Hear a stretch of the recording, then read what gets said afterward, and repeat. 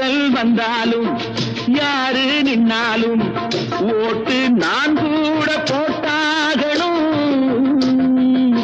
முன்னே கை நீட்டி ஐயா சாமின்னு நீங்க என்கிட்ட கேட்டாகணும்.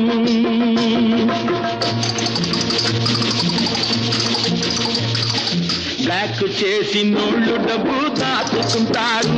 కాంత బిచ్చమెయ్యమంటే మూతి ముడుచుకుంటారు.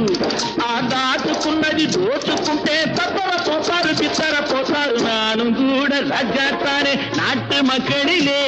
அட நாணம் என்ன வெக்கம் என்ன காசு கேட்பதிலே.